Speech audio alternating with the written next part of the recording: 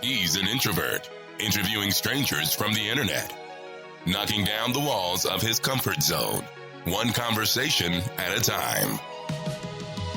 This is the Gary Cantrell Podcast. The Gary Cantrell Podcast, July the 22nd, 2020. How's it going, everybody? Welcome back. Glad that you are here. So glad that you're here. Today on the podcast, we're going to be talking to Logan. Before we get to Logan, very quickly, I want to tell you about my Patreon podcast producers. Follow them on Instagram, if you will. They are amazing people. Caitlin, at Caitlin Elise, put 3 Y's in her name. And Amanda, at Mutts_and_Miles. Patreon.com/Gary Cantrell is the place to go.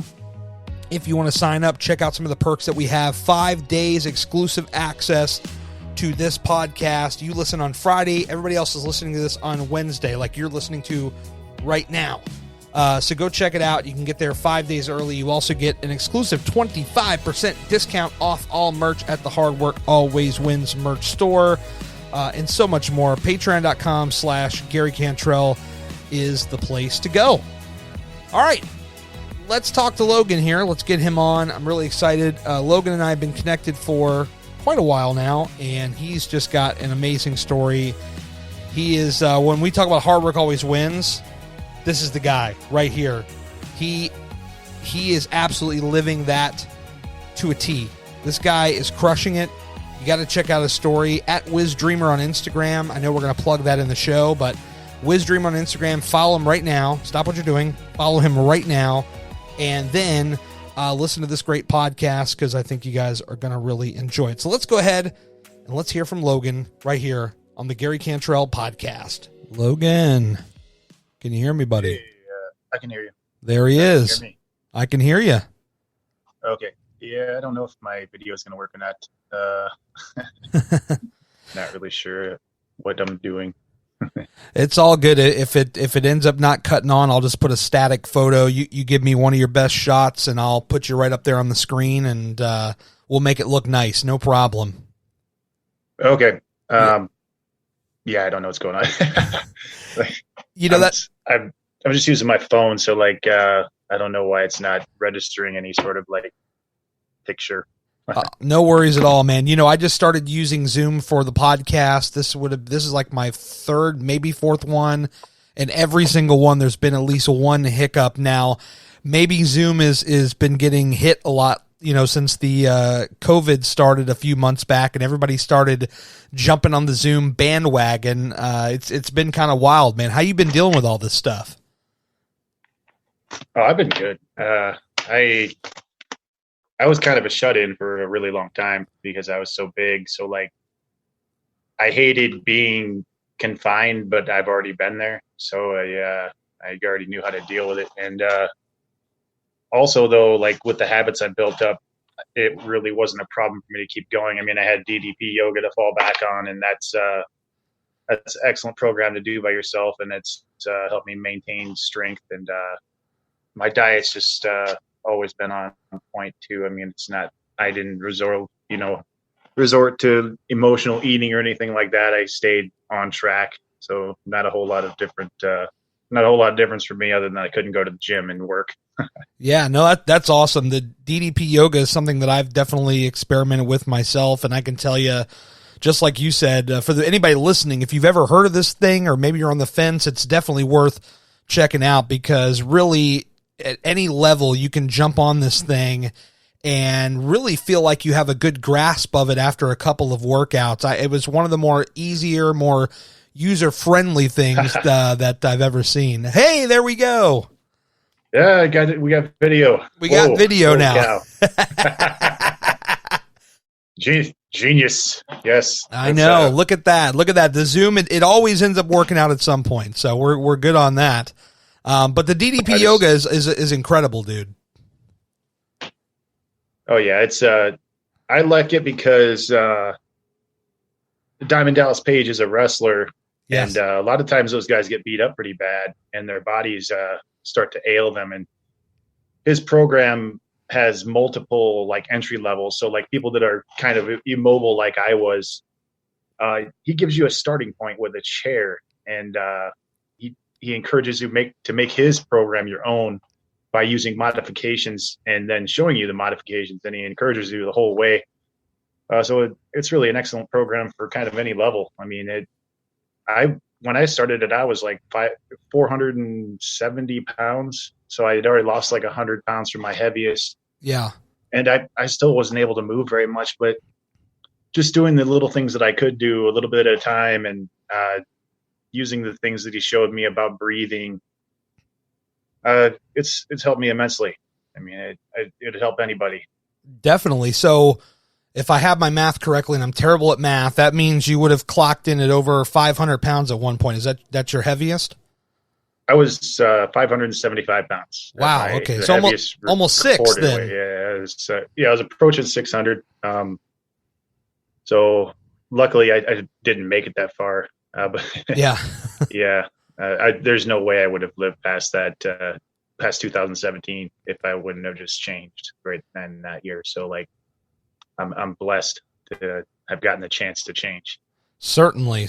What is an average day like for you at around 575? What's a day look like for Logan? Oh, well, I was in so much pain all the time. I was miserable. Yeah. I couldn't sleep more than 2 hours, because I had terrible obstructive sleep apnea, and my resting oxygen level, I would find out, was like below 70. Right. So that was really dangerous. So I could never rest, like laying down enough to actually sleep. So I'd like take a 2 hour maybe nap, and I'd never be rested. So I'd be constantly in pain, and that plays a heavy toll on your mind. Certainly. So just going from, one room to the next was a huge effort on my part. And I was hurting so bad that I didn't want to do it. So that certainly like led to me not wanting to leave the house ever and having anxiety about that. Because then when you're outside of the house, you don't know if you can sit down. You don't know if you're going to make it from point A to point B. And that's a horrible feeling. And then if you can, you don't know when you get there that there's going to be a place to sit down. And you have to sit down when you're that big. I couldn't have stayed on my feet for, a couple city blocks. There's no way.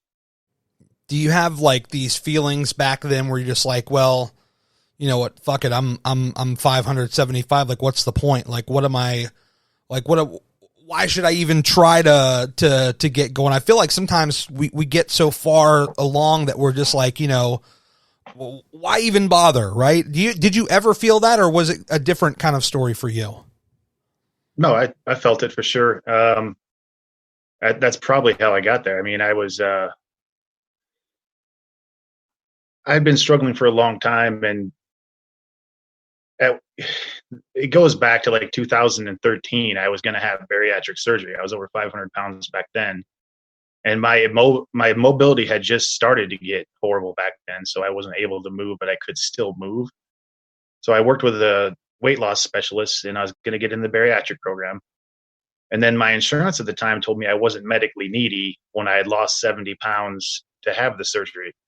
So what wound up happening was my weight loss specialist then kind of dropped me and left town. And then from there, I was just left twisted in the wind, not knowing what to do, because I didn't have any help and I didn't have any instruction. And I felt like they wanted me to die. I mean, in my estimation, medically needy when you're close to 500 pounds, because I worked my way under it to get into the program. They're just betting on you to die. They don't think you're worth saving. And that's how I felt. So, fast forward to 2017, and I was 575 pounds. I had already kind of resigned myself to dying. And I was just doing my best to make myself comfortable and see myself out without burdening anybody. Yeah. It was almost like they were trying to kick you while you're down, essentially. It's like, well, this guy's not worth anything to us. We'll just let him, whatever happens is going to happen.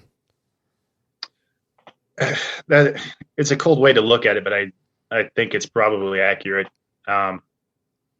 They'd never say that to your face. Of course, that's why they came up with that term, medically needy. But yeah, I don't see how somebody that probably has an eating disorder. I mean, I've struggled with that my whole life too. It's like I binge eat to kind of medicate myself when I'm depressed, and I've been depressed and I have anxiety. Yeah. And that's how I dealt with it. I just ate my feelings all the time, and then all I ever looked forward to, because I was in so much pain, was the next meal. So, and it was eating like I if I had like 3 pizzas in front of me, I'd eat 3 pizzas. Sure.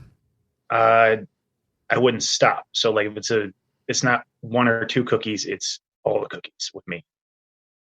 It's the same with drinking too. So like if I had pop or beer or anything, it's not 1 or 2, it's like 6. Yeah. And that's something else that I had to come to terms with, is that I have that problem, and I avoid it by not having those types of things around me. Yeah. No, it makes a lot of sense. I'll tell you what, if those people could see you now, they'd be shitting their pants.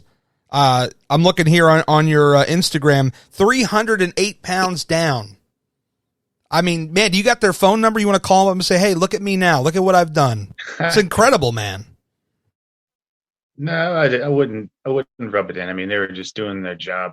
Yeah. Like anybody that made that decision, I wasn't talking to them on the phone personally. I was talking to a customer service representative, and they don't really have any sort of power in these things. So, what I do want to do is I want to help people that are in my situation that I was in, Right. where they think that there's no way they can climb out of the hole they've dug themselves into, and that's where I was at. But I want to show people that they can, and it's hard. It's definitely hard, but it's doable. Yeah, no, I agree. And before we kind of get to how you got there, I mean, or how you fixed it rather, what got you to this point? I mean, is it just, just a lot of eating problems and kind of a lack of being active? Like, what is the path to getting to that weight? It's a lot of things kind of built up to, and it started off, I got divorced in 2010, and that was a huge blow to my,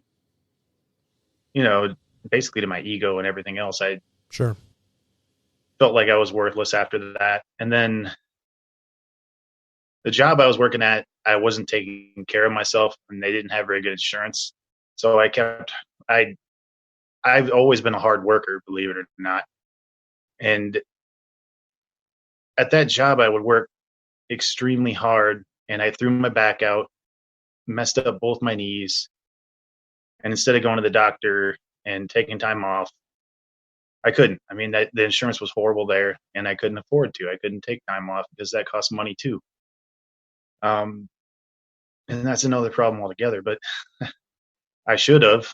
But looking back, hindsight's always 20/20 in that situation. That made me feel like I was replaceable because I couldn't do my job anymore. Right. So I became hurt. I couldn't sleep anymore. I started gaining weight like crazy, and I was turning to food to deal with this, the feeling of worthlessness. And then I led up to 2012, and my father died. So I didn't deal with that altogether too good, as I didn't get to say goodbye to him in any kind of meaningful way. And it was a sudden loss. And that was pretty soul crushing. But then 6 months later, my best friend that I've known my whole life, he also died. He had a heart complication, and he went to the hospital. I saw him the weekend before. He seemed fine, and he passed away. And I lost 2 people close in my life in a short amount of time. And then, I was already gaining weight, and I tried to get it under control. I did what I was supposed to do. I went to the doctor at that point when I realized I didn't have control. And, then, like I said, the insurance company told me that I wasn't medically needy for the bariatric surgery that the weight loss specialist told me would save my life. So it doesn't take a rocket scientist to figure that equation out. They don't bet that I'm going to live long enough for it to be worthwhile. So that all of those things just were pretty defeating for me. And then the more I hurt, the less I moved. And I've always, like I said, I've always been able to work hard. And when you can't, because your body just doesn't want to, and it hurts too bad, and then you don't know what to do with all that. And I ate it, and then I drank it too. I mean, it's both things were just how I dealt with it. And looking back, I'm like, obviously I was wrong, and that's why I want to help people now, because I want to get to them before they reach that point that I did, where they were at their lowest. The turning point for me was going to the hospital in January in 2017. I was taken in there. I couldn't breathe, and I was dying. So I had to make a decision whether to live or die. And when things are that cut and dry, I mean, I wanted to see my kids grow up. I have 2 kids, and they mean a lot to me. So I couldn't imagine not watching them grow up. So I decided I was going to do everything I could to get my health back on, any way I could. And they did throw the bariatric program at me again. And I was going to do it, but by the time I got to the seminar that I was supposed to do in order to, like, they'd make you go to a seminar to tell you about the program and all this stuff. By the time that came around, I'd already lost like 100 pounds. So, and I remembered what they did to me before. So I was like, no, I'm just going to do it myself. And I don't regret that one bit. I'm glad it turned out that way. Yeah, well, when you put it like that, it is very cut and dry. Do you want to live or do you want to die? I mean, at that point, I think the choices, it should be pretty obvious. And then you go on and lose 100. I mean, that's no easy feat. I've been there, I've gained some of it back, but I mean, there's a lot of people out there. When you gain 100, that's a big deal. I mean, when you lose 50, that's a big deal. And so when you got to that 100-pound mark, that had to be all the signs in the world that you were going in the right direction, and probably lit more of a fire in your ass to go even further. I mean, that's incredible, dude. Yep, absolutely. But the thing with being nearly 600 pounds is 100 pounds isn't really even that much. So yeah. People were, when I lost 150 pounds in like 6 months.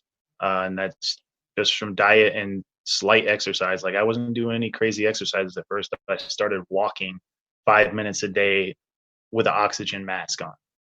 Yeah. Because my O2 level was that bad. I had to carry around an oxygen mask like an old man in a cane in order to walk. So, I started walking a little tiny bit, and I did stretch band exercises in my armchair. That's all I could do. But like, that just shows you that you can kind of start from anywhere.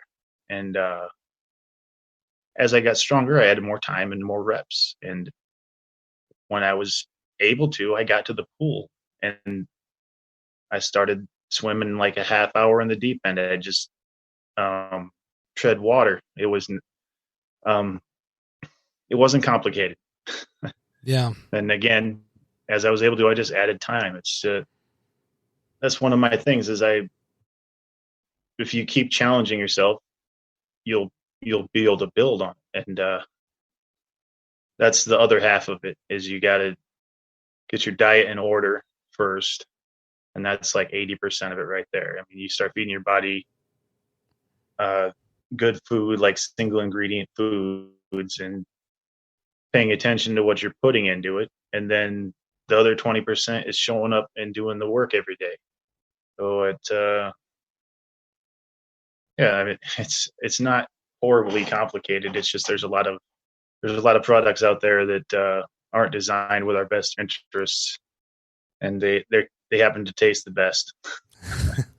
Yeah, and there's a lot of misinformation out there about getting started. There's a lot of products that people are peddling on the internet to it's like a magic pill, it's a magic ticket to the happy life, and all you do is end up broken, upset most of the time. And so I love what you said there, though, about just starting. I mean, you were like, I just started walking for 5 minutes a day. I mean, that is, it's these small things that really can go a longer way. For me, it was also walking. For a lot of people, it's walking. And when people were to ask me, what do I do to get started? Just walk. Well, my health, I can't really move. I was like, even if you can just walk around your apartment or your house, just little bits, that's more, that you're doing more there than you were if you weren't doing it, basically. That's right. People underestimate that. Just the moving, that part of it. They think they got to go and do a bunch of crazy like Beachbody workouts, or you don't need to be jumping around and doing jumping jacks and doing crazy things. You just need to move. And that's, once you get your body moving, then it'll be like, okay, I don't need to be storing fat cells. I need to use this for energy. And then, you give your body the right things, and all the right things are going to start happening for you. Yeah, and especially at a larger frame, you try to do these intense workouts, and your body's not going to respond very well at all. I mean, for me, it's usually the ankles I have a problem with, or the knees. And I know it's just if you try to go too hard too fast, you're going to burn out very quickly. Right. Anytime I tell people that are just starting, I tell them they need to go slow and do what they can without becoming injured. Because if they injure themselves, then it's going to set them back further. Like there's some things you can go around, like if you hurt your arm or your shoulder, you just don't work your arm or your shoulder, you go around it. But like if you can't walk, then you become even more limited. And when you're hurt, that messes with your mind, then you might fall back on food. So I like to tell people, in all honesty, to do things that they could do every day. And if they hate doing these crazy workouts, then they're not going to want to do that every day, and it's not sustainable. So they need to do things that they like doing, like activities that they like doing, like walking. That's simple enough. And if you can enjoy the outside, put your headphones on, that's wonderful. Go do that every day. I like swimming every day for a long time. And right now, like the pools are kind of open, but not really. So I can't go back to the pool yet. But I also I have progressed to the point where I found that I like to bike ride. Everything has evolved for me to where I'm now lifting weights kind of heavily, and I can ride my bike. I got both my knees replaced last year. That was another part of it. I mean, I'm skipping around, but no, you're fine. That was definitely a direction I want to go into, but finish your point. Yeah, I'm just finding ways to be active that I like. So it's not that I'm going out there and forcing myself to ride an hour every day. I like it. I like riding my bike. I like lifting weights. You don't have to force me to do these things. So yeah, like, let's say you like dancing. Let's say you like yoga. I do like yoga. I like watching Diamond Dallas Page, and I have the DVD. I don't have the app, but I like it. He's cheesy, but I get a kick out of it. So yeah, I enjoy it. And then I like how I feel afterwards. I feel really good. I feel like I'm stretched out. And it's the same when I lift weights and when I do my bike. I mean, I feel good afterwards. Yeah. So you do the stuff that makes you feel good. You like, yeah, and you're good. It's not a complicated thing. Yeah, the swimming thing, that's something I really want to pick up, as far as almost like a workout, because I always, when I was a kid, I always loved going swimming, but obviously the pools here are not open, and the gym, I just have a Planet Fitness, so they don't have pools. Hint, hint, nudge, nudge, Planet Fitness. But it's always been something I've enjoyed as a kid, and I would love to jump in there and just get some laps in. Yep. Even if you don't swim laps, like if you just tread water, that's a good low impact calorie burn. And that's actually how I got through all of my weight loss. I did it in the pool. So that is awesome. Once I got out, or once I was able to go, I went and I liked it. And I got a waterproof MP3 player so I could play my rock songs, and I could go in there and get lost for an hour, and it was great. We're definitely going to get into that at some point. I know we have some similar interests in that world. And by the way, for people that are listening, you're like, working out in the pool, or not even just working out, but just, treading water, like you said, how's that going to do anything? I'm like, think back to every time you've gone to the pool. If you've been in there most of the time, don't you like get back to your house and you feel like you're wore out? Yeah. So you did something like, I think some people, they think, oh, it's just a pool. What's it going to do? It's like, wait till you get home. Don't you have that feeling like when you're like tired and wore out? That's because you got a good workout in the pool and you didn't even realize it. Right. It's because it didn't put a lot of strain on their joints. That's why they're thinking that. But yeah, I can tell you that it does work, and there is something to water resistance. And if you need to switch it up, like I was doing exercises in the water that kind of hit like my shoulders and my arms, and I was doing all sorts of movements to keep it from getting monotonous. It's not, and there's actually stuff on YouTube, and you can look things up, other things that you can do other than just treading water. But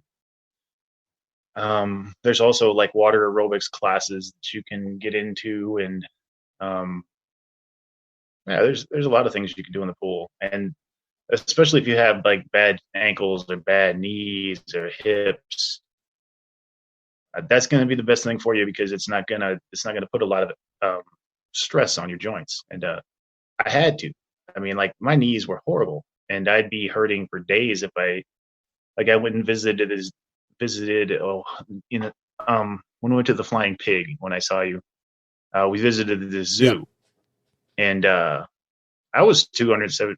Actually, I reached my low weight at 267 at that point. And walking around the zoo was wonderful because I could do it. But my knees hurt so bad that I still had to sit down like all the time. So, and then the next day I was hurting for like the whole day, and then the next day. So,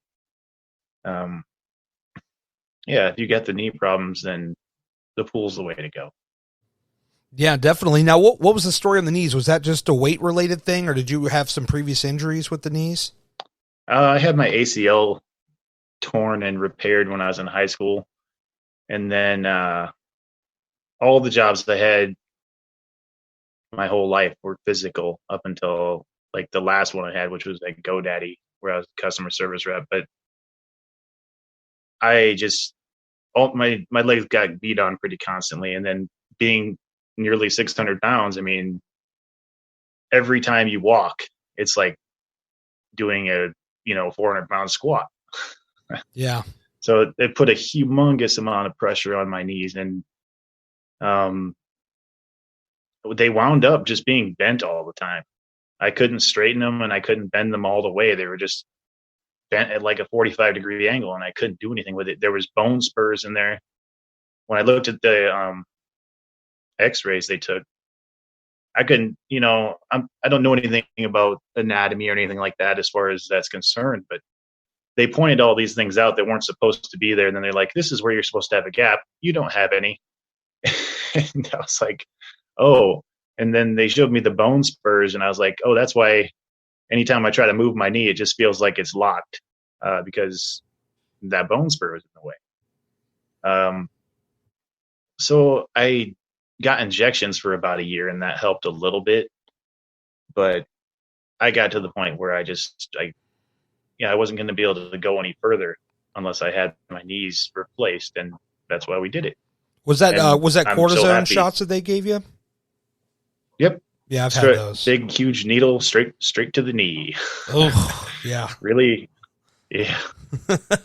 Yeah, I was getting them in both. It was it went from like every 6 months I started, then it went down to 3, then to 2, then to 1. Then they're like, all right, these are not working.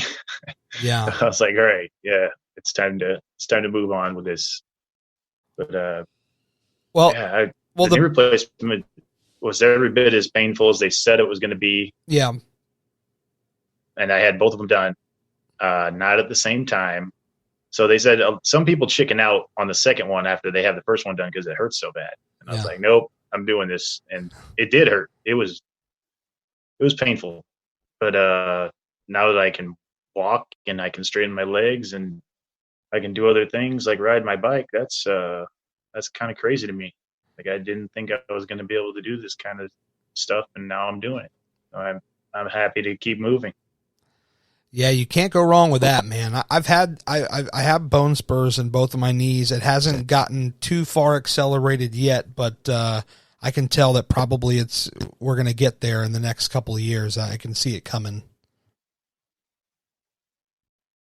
Yeah, when they offer it, I would, if you're able to, I would get it done.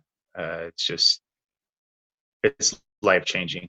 So I had to pay a bunch of bills on it, but and I'm still paying. But the amount of extra things that I can do now and not be in pain, it's been worth it. And everybody that I talk to that's had it done, if they don't have complications, which sometimes those arise, and sometimes those are due to people not listening to their physical therapists and doing what they're supposed to do. But it's still totally worth it. I mean, it's another shot to keep moving. Definitely. It's something that, if it came my way, I'm probably going to jump on. I mean, I was going to do the pig this year, and it ended up getting postponed, but I had to back out. I had to email the people and say, hey, look, I can't jog this thing. My knees won't deal with it at all.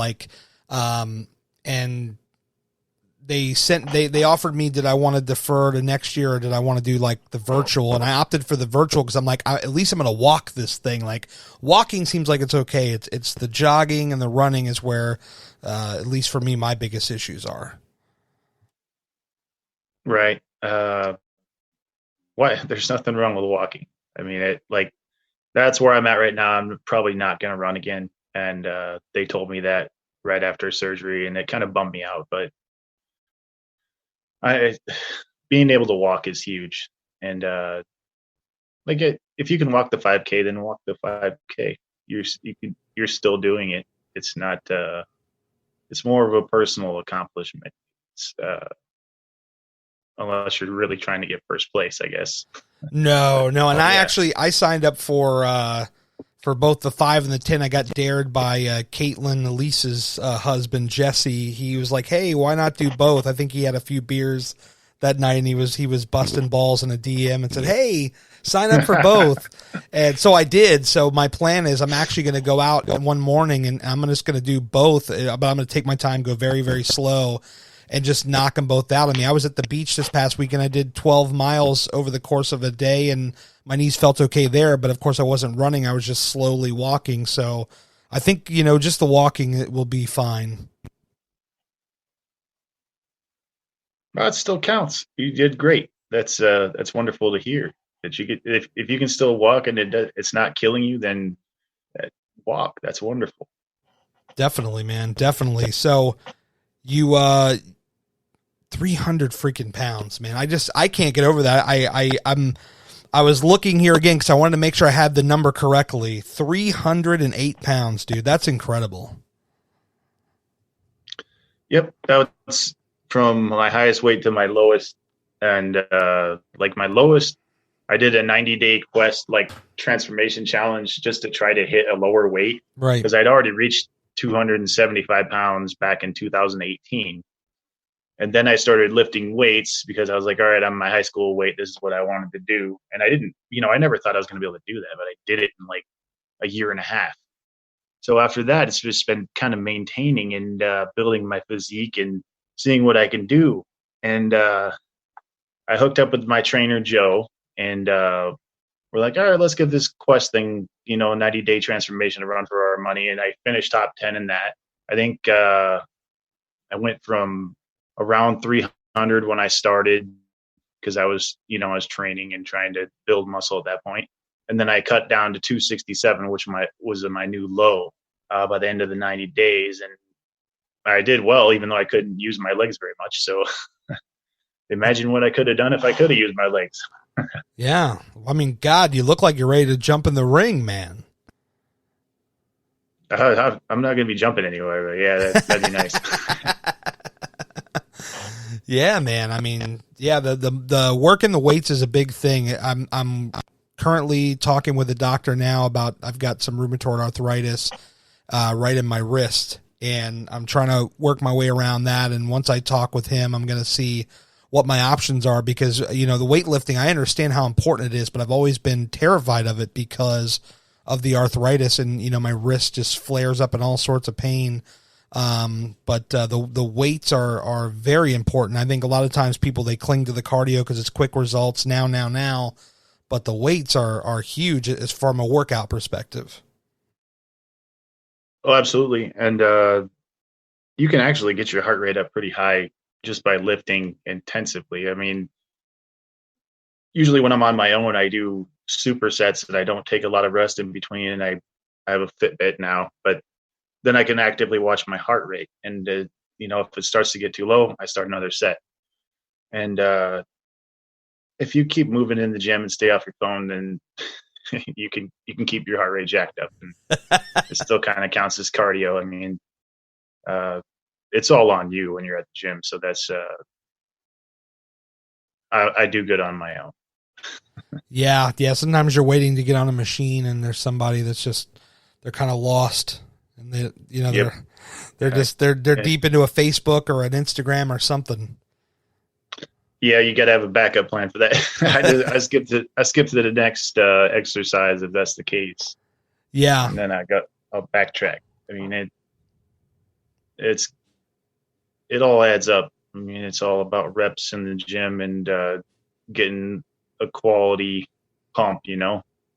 definitely. And the bike thing too, you mentioned that earlier. That's something else that is it's a lot of fun. I haven't done it in years, but I've gone on like the bike at the gym, which is very different, but it's a lot of fun because I feel like it doesn't hurt my knees nearly as much as if I was, doing something else with them. So.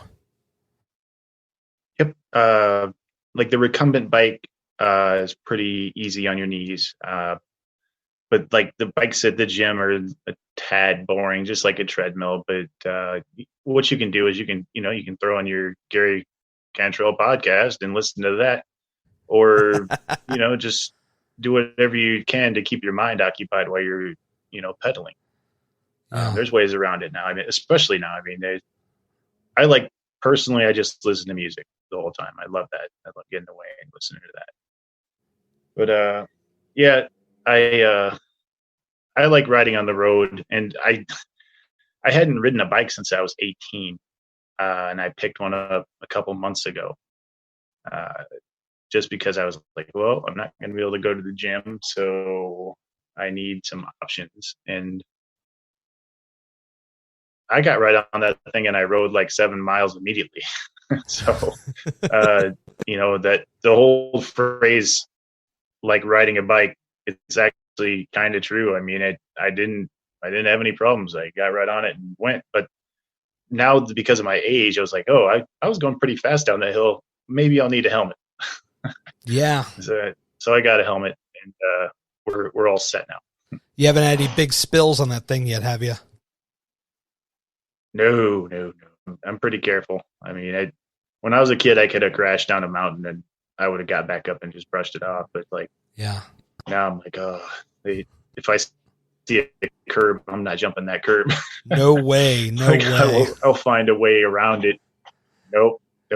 Yeah, I had a bad accident one time where I don't remember how old I was. I had to have been 8 or 9, and in my mother's neighborhood, they had this basketball court, and on the four corners of the court, they had these mulch, they almost look like ramps, but they were just like mulch piles. I think they were planning to put some trees in there or whatever. And so they, God, this guy's revving his engine downstairs. Good Lord. And so I come down a hill and I jump over this thing, and the bike falls from underneath of me, and I smack the ground. And that was pretty brutal. That was probably the nastiest crash I ever had on a bike. And shortly thereafter, they finally put trees on there so kids would stop trying to jump it. Oh. Yeah, it's pretty wild where our minds would go when we were kids. I mean, we did the same thing in the woods way back. There was a bunch of trees that fell over, and we'd snowboard and make ramps off of these things. And just thinking about all the times that I fell and all the stuff that I ran into, now I'm like, oh my God, I can't believe we lived through that. Yeah, we just kind of bounced off the trees, and we just got back up and dusted ourselves off. So yeah, it was nice being that durable, but I don't think I can withstand that kind of punishment anymore. No way. Are you kidding me? I go out with the dog, walking the dog, and once in a while I kind of give him a look, and if I give him the right look and I act like I'm going to jump, he'll run really fast, and I'll try to run and chase after him. And even running for 30 seconds, I've had that word sideline me for 3 weeks, with the knees or the ankles, and I'm just like, oh, why did you do that, Gary? Why? Yeah, that's the hindsight again, man. It's like, oh man, shouldn't have done that. I know. You live and you learn. The learning experience. What's on your playlist when you're riding that bike? Oh, I've got a pretty diverse playlist, but like I like Judas Priest and Iron Maiden, so I also like Iron Maiden covers. So there's some like Avenged Sevenfold and Machine Head, and like I've got some punk on there, Mr. T Experience, and like Green Day. I like Sponge, like if you remember them. Yes, they did Cloud.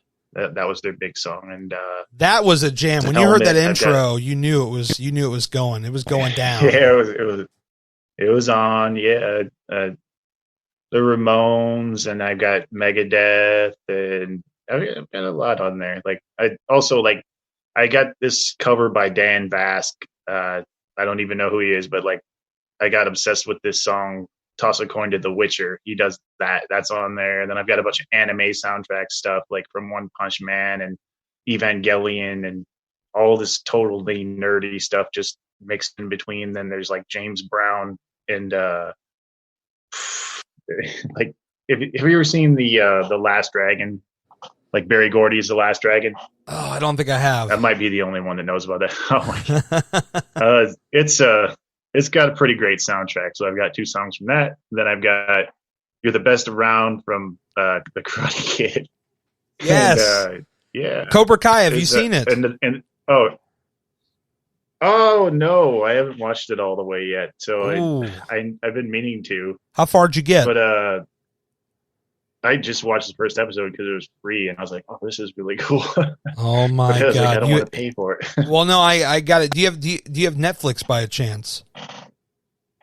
Oh yeah. They just announced that they're moving. Yeah, they're moving to Netflix, so you'll be covered. But I got to tell you, it is so good, man. Like here's the thing about Cobra Kai for anybody that's listening, and maybe you're like, I don't know what that is, like, or you knew what it is, but you're like, I don't know.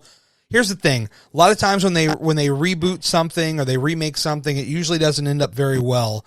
This is like the one exception where they took something that you didn't even know you wanted, and they knocked that ball so hard out of the park. Like you were just like, damn, where did that ball go? It just disappeared. That's how hard they knocked it out of the park. When you get to the end of season 1, dude, you send me a DM and tell me if you didn't lose your shit, because I know I woke my wife up at midnight cheering, or not necessarily cheering, but just like screaming up and down at the cliffhanger at the end of season 1 is unbelievable. Oh, that's cool. I can't wait to check that out. Yeah, I watched a YouTube video actually where they went through the Karate Kid and they explained how the Ralph Macchio character, Daniel, was actually the bad guy.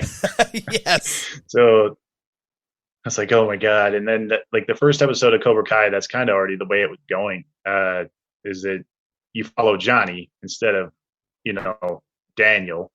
And I think the series is based around him, right? So, they end up intertwining around everybody. The series you didn't know you wanted, those are the best kind. So I'm looking forward to seeing that. Well, I read an interview with the creators back when this thing first launched, and they were like, we look at Karate Kid like it's our Star Wars. Like, to us, it's that important. And they actually went to Sony, who owned the rights to the movie, and they dug up out of a salt mine like the original negatives of the first film, and was like finding alternate angles and stuff like that. And they actually used some of that footage, which you saw in the first episode. I mean, they were treating it like it's a huge, huge deal. That's how it should be treated. I mean, I'm not in favor of like the remakes, but like I like when they will reboot or they add on to something that's already been established. So that's awesome, and I can't wait. I'm really I'm excited that Netflix picked it up because I have Netflix. Yeah, I think to your point there, it's like, whenever they add on to something, like I like that idea that we can revisit a character 30 plus years later. It's like, okay, where did they end up? What are they doing? It's that one thing when you find a movie that you're in love with and you watch it 100 times over and over again, by the time it's over, whether it had a happy ending or not, you're like, oh, I wonder whatever, like if this was real, whatever happened to that person, what are they up to? And so if they do like they start rebooting the series or movie, it's like, okay, well now I can find out.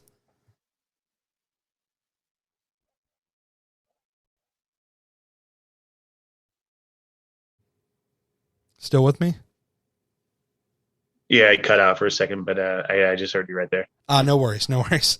So, okay, so we got the Cobra Kai, we got the music, wrestling. That's another one of your interests.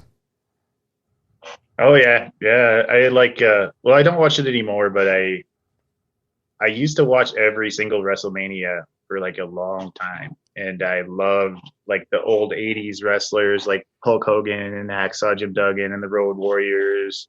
I did not like the Ultimate Warrior; he was a butthole. But check this out, Ric Flair. Yeah, like. Oh, awesome! Yeah, I just found this on eBay.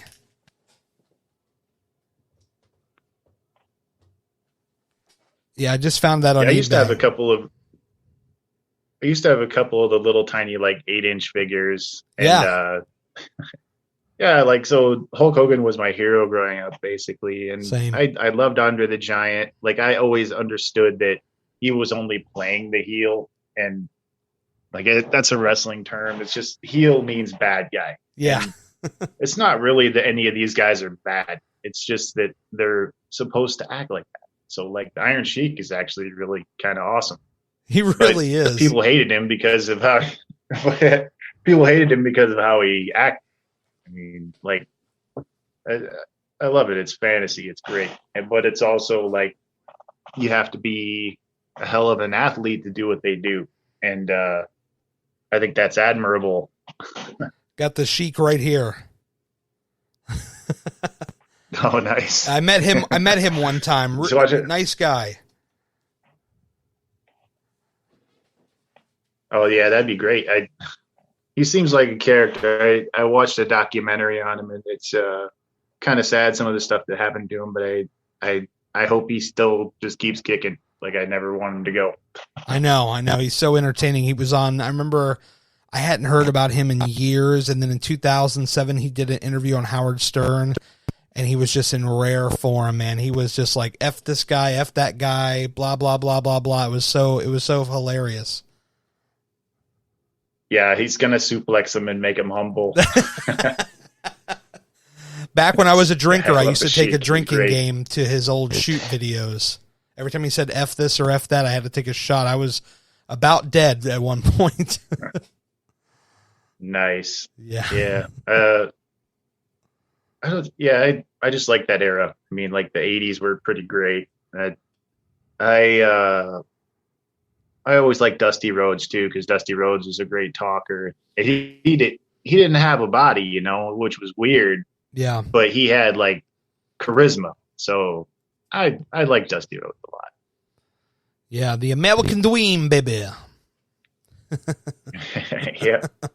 Yeah, totally. Yeah, I remember all that, and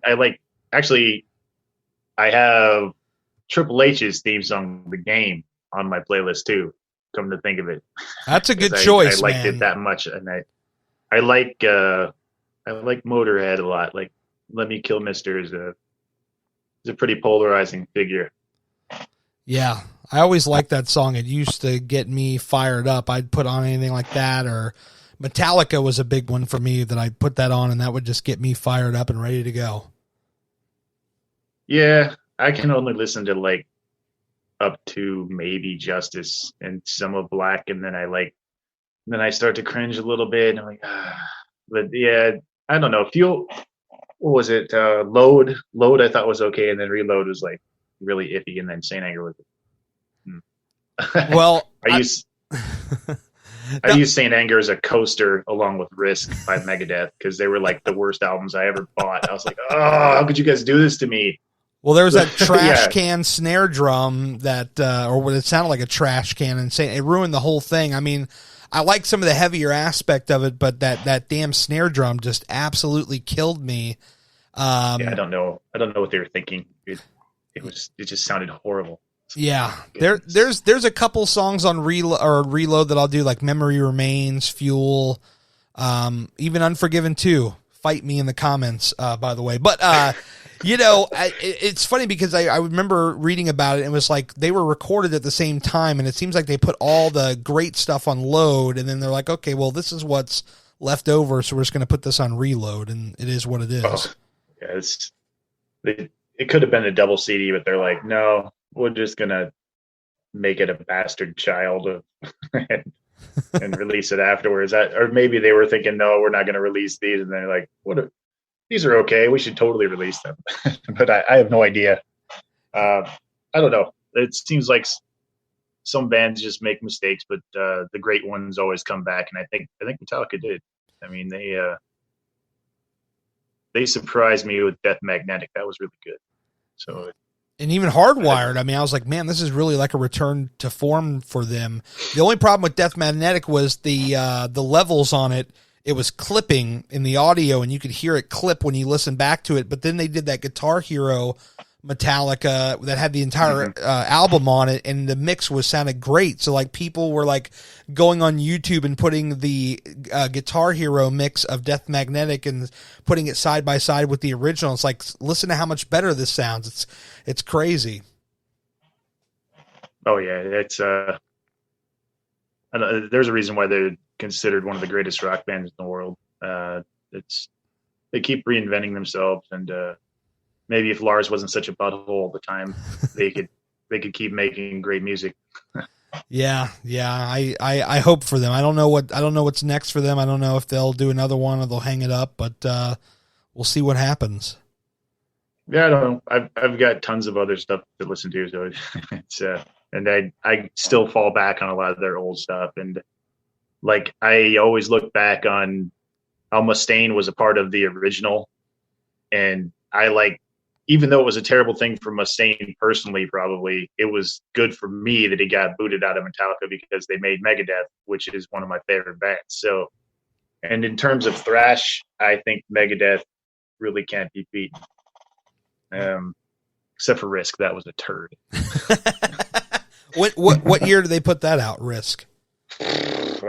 Late 90s, 2000 maybe, somewhere around there. It was around that time when they wanted to maybe cut like solos, and like that's Mustaine's thing. He doesn't need to cut solos. And what was that song? It was Crush 'Em. Like Crush 'Em is the one they played on the radio, and I think they were trying to market it as like a stadium song, like Blitzkrieg Bop, but it was just terrible. So he needs to stick with what he knows, and that's thrash metal and doing great guitar licks and bringing great musicians together. That's what he does. It's like that's what he should stick to, and like I like watching bands do their live performances, and there was a DVD, I think it was Live in Buenos Aires by Megadeth, and that was great because the crowd not only sang the lyrics, they hummed like the guitar parts, and that's crazy to listen to that. That's awesome. Yeah, I did see one time, I think it was like a 30-year anniversary of Metallica, where they brought back Mustaine and he played like some songs with him. I thought that was really kind of cool to see too. Oh yeah, I think they did like a Big Four tour, and Megadeth was part of that. And like at the end, they brought everybody up, but yeah, there was also stuff where they brought just Dave up there so he could play their old music with him. Yeah. I think things turned out for the better the way, where you get kicked out. Yeah. It's you get two good bands instead of just one good band. So it's a win-win. They may not have thought so at the time, but as we've said before, hindsight, man, and it turned out for the better. Yep. It turned out great for me. Definitely. Before we kind of wrap things up here, again, I mean, you've done some incredible things. You've lost an incredible amount of weight. Let's play hypothetical. There's somebody listening right now who is just getting ready to get started, and maybe they've been seeing a lot of this misinformation on the internet. What's somebody like you going to tell them if they're saying, "Hey, Logan, like, what should I do, man? Like, how should I get myself together here and try to get started on some sort of a journey?" What's your advice to them? I would sit down and tell them that any changes they need to make, food wise or exercise wise, even, are things that they should be able to repeat every day. Like doing a crash diet or trying something where you're like starving yourself over a period of 3 months. You might lose some weight if you can stick to it. But once you stop doing that, you're just going to gain it back. So it doesn't do you any good. You need to learn how to live with the choices that you make and go away from processed foods and get away from like these ingredient lists that never stop. Like if you are reading your ingredient list and it takes you longer than 3 seconds, probably not good for you. Unless it's like a bunch of single ingredients within the ingredient list, then that's a different story. But like if it's a bunch of chemical sounding things, it probably shouldn't be in your diet. And our reliance on sugar to make us feel a certain way and like using food as a crutch, I'd go through all of that. And you got to figure out what behaviors are going to help you in the long run. And it's a lot at first to talk about. So when I made my changes, I mean, I knew it was a lot, but I also knew that I was going to have to do it forever. Like I can't go back. I'll die. That's the way I feel. And it might not be immediately, but like I know how it works now because I've been through it. So every change that you make, you have to be able to repeat. And that goes along with your exercise too. Like you stop moving, you're going to cause your body harm because your body will get used to it, and your muscles will entropy, and then your joints will cease to be able to move, and you're just going to cause yourself harm by doing that. So you got to find ways to keep moving and be happy about it. But the all important first step is deciding in your heart that you're going to change and sticking with it. You got to be honest with yourself. And that's a humongous step forward, is if you decide in your mind that you're going to do this and you're going to change and you're going to be better, that's the first step you got to make. And I want them to know that it's possible. And I would be encouraging of them to, to go ahead and make that change, take that first step. As there was a lot of days where I was like, I'll change tomorrow. I did that until tomorrow almost didn't come. It almost killed me. They don't need to wait that long. Like if they're miserable right now, today's a good day. So you don't need to wait till tomorrow. You can start today. Amen, man. Amen. I just, I can't agree more. Just start, you think like I need this or I need that. It's just like, just start, just start simplifying the whole thing. Don't overthink it. Like, Jordan Syatt on Instagram always says, you cannot fuck this up. Like, meaning that, you can't, it's impossible to make a mistake that's going to throw you off forever. Like you just got to get started. You just got to get going, and little by little you figure it out. It's just like you said, you get going, and then as you were going, you started adding reps and you started adding on as you got more comfortable. And it's the best way to go, man. Yep, absolutely. It's just building your habits and making sure that they're good for your life. And then you got to keep those, and anything that's bad for you, then you got to cut those out. You don't want to keep feeding into something that'll hurt you. Yeah, that's very true. Before we wrap it up here, Instagram, people want to get a hold of you. What is the best way to do that?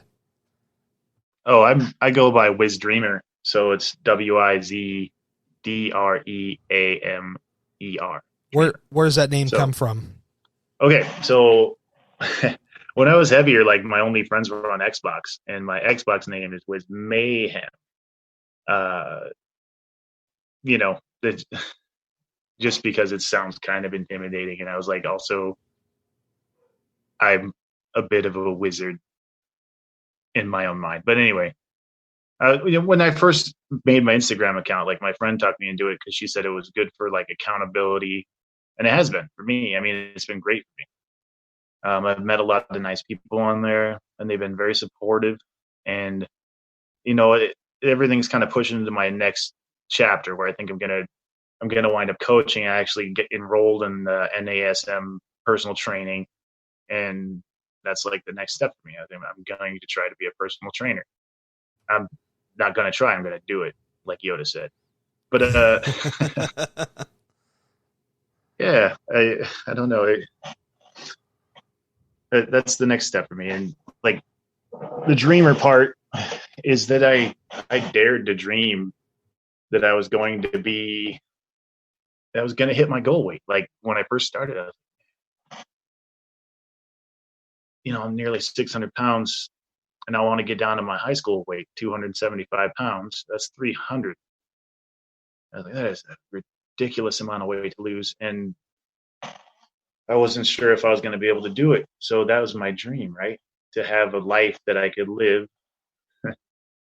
And that's kind of the origin of that. I mean, it's just half of my Xbox name, and then the fact that I was dreaming about being a better person. And now you want to do coaching. I mean, that's incredible, man. That's huge. It's just like you said, you want to help people. There's no better way to do it than actually to coach and get them in a program and show them the right way, going about it the right way, not this crash diets like we talked about, not this instant gratification, quick, now, just slow and steady, building on habits that you can actually follow up on. I mean, I think that's incredible. Right. That's like one of the things I think Daryl says sometimes is if it's not sustainable, the weight you lose will not be sustainable either. So that's that's true. You have to do things that you can repeat, and then the weight will stay off. 100%. Final thing, you talked about wanting to be a coach. What are you have any other big goals that you're looking to do here in the next couple of years? What else are you working on? Oh, I mean, that was a pretty big step forward. I just came to that realization not too long ago. So, but I like life goal wise, I haven't seen an ocean yet, and I kind of want to go do that. So like, I want to do that by the end of the year if I can. I don't know about what my limitations on the, coronavirus are going to be, but I would love to make it to one of the coasts and see an ocean finally. I mean, I'm in Iowa, the very center of the country. I have seen one of the Great Lakes. I've seen Lake Michigan, and that was enormous and crazy that you can't see across it. Like, it's mind-boggling, but an ocean must just be that much bigger. So. Do you have a preference of which ocean you go and see? Nope. I don't even care. I just want to see it and say that I've been there. And look, I want to point out and be like, yep, there might be sharks in there. So yeah, I've always had a fascination with it, and it just seems like a realistic goal that I can have and do. I mean, it's something I can look forward to.